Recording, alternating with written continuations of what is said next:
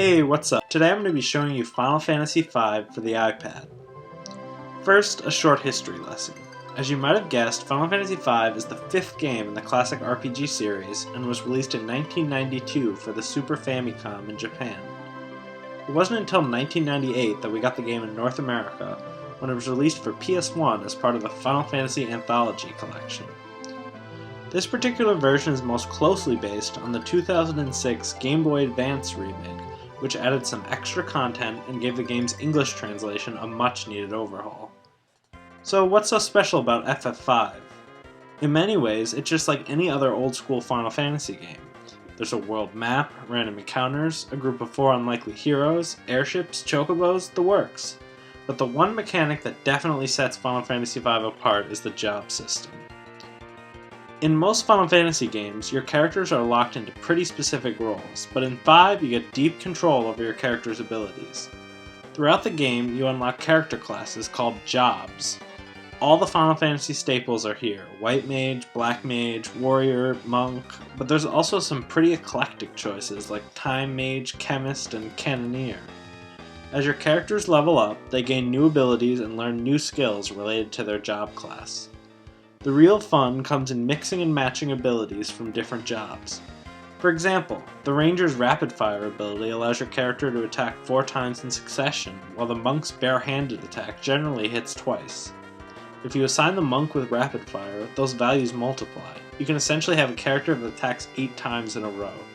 And that's just one example. Do some experimentation with the job system and you'll have spellcasting samurai and sword-wielding summoners in no time. Unfortunately, FF5 has one of the weaker narratives in the Final Fantasy pantheon, so if you're expecting masterful storytelling and a deep multi-dimensional characterization, you're going to be disappointed. FF5's story is very much classic Final Fantasy fare. Some big baddie has been draining the power of the 4 crystals that hold the universe together. It's up to Bartz and the 4 Warriors of Light to keep him from sucking up everything into an interdimensional black hole called the Void. This overarching narrative is arguably a step back from Final Fantasy IV, and it certainly pales in comparison to later entries in the series. On a more positive note, the localization team that translated the game into English had a lot of fun with it and really did a phenomenal job delivering a smart, witty script. Even though I didn't feel all that invested in the plot, I really enjoyed the interactions between the characters, and there were definitely more than a couple standout lines. If you don't mind that the script doesn't always take itself seriously, I think you'll find a lot to enjoy. So what does the iOS version of Final Fantasy V bring to the table? Aside from a new dungeon and several new job classes first added in the GBA version, it's mostly just a cosmetic upgrade.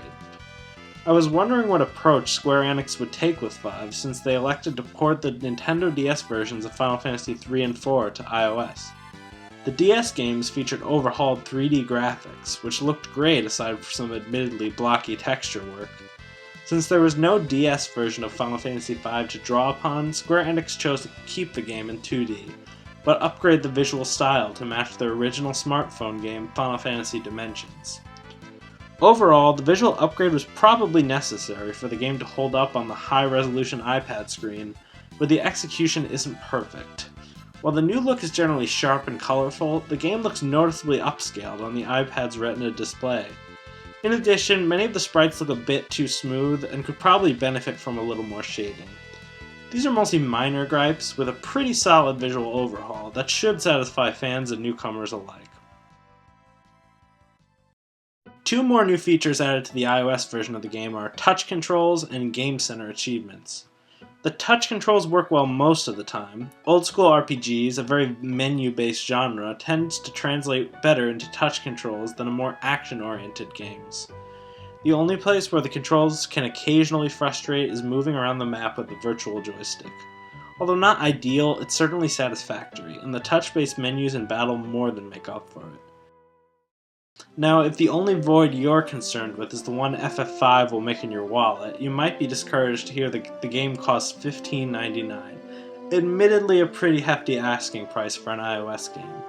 But with over 30 hours of content, you can't argue you're not getting your money's worth.